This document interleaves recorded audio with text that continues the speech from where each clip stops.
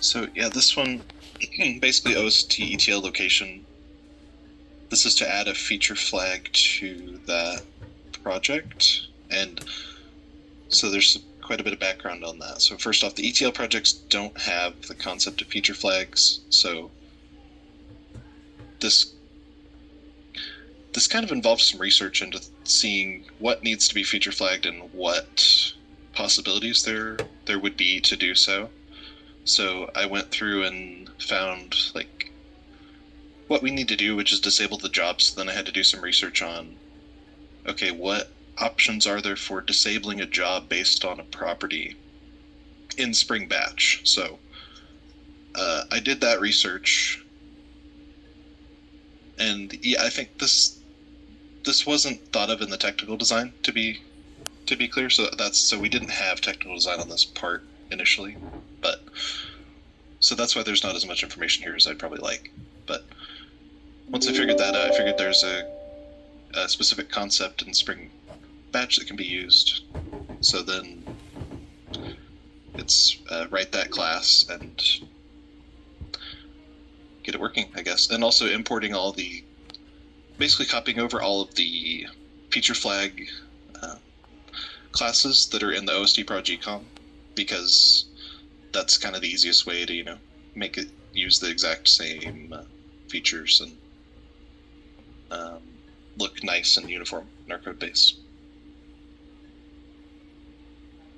So it's kind of a tough one for estimation just because that's what I ended up doing, but it wasn't spelled out beforehand. Okay, well, let me start with one question. How far through this ticket are you? Sounds like you have some of it done. Yeah, probably.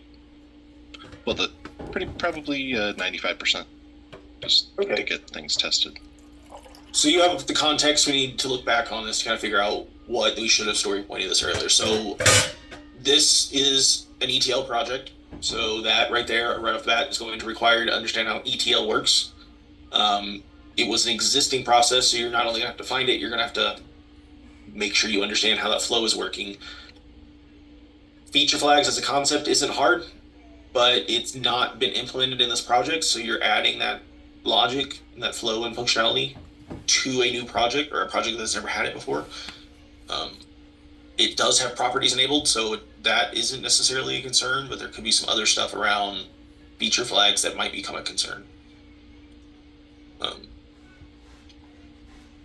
To me, this is not sounding trivial. This is sounding in the middle to higher range of our scale here.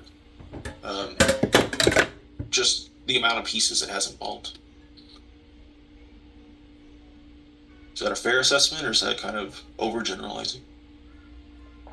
I would agree, as the person who did it, and I'm, obviously more familiar with ETL than most devs since I work on it more. So I definitely think there is a pretty decent learning curve, and you'd have to learn the ETL project, like you said, the interactions, and then you'd have to learn what pieces of it are okay to change to add feature flag to it, which that would be a pretty big learning curve, I think. Yeah, I was thinking my point there was that the change here is not hard. Adding a feature flag is really of statements and adding a property somewhere, but where to add it, how it works, those are the kind of the hard parts here. And so, Daniel, I'll pick on you today. If I were to ask you to pick up an ETL job, first off, what experience do you have with ETL jobs? Not a lot. Okay. Do you have any experience with batch jobs?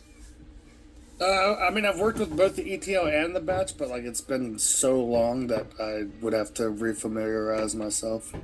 Okay. I'm just trying to figure out where your context was and if the ETL is a more broken down version of the batch job, so the batch is more high level in a sense. Okay. So if I were to ask you to pick up an ETL job where we're telling you to go add a feature flag to the ETL project in a very specific location around the adjusted store hours here, what questions would you have? Or thoughts, or I think I would need to basically look at the code first, and then would formulate some questions then. But yeah, I would guess like what all does this affect? So like what is taking advantage of this ETL and using that to update what databases and things like that. okay. All right. Well, just trying to give a little context for what would take, or if anybody had any experience in the area. So, does anybody have any questions on what this change is asking, what it would entail? And maybe you covered it, Devin, but like implementing the feature flag stuff, was that very similar to how we do it on the site, or is it a different setup?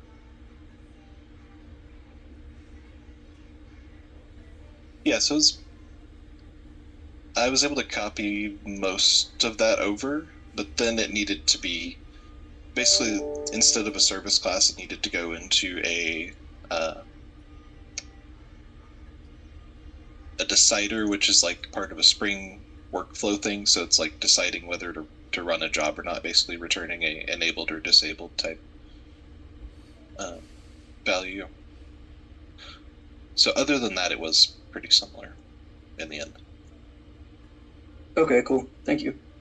Yeah. Well, if there are no other questions, or even if there are, voting is open.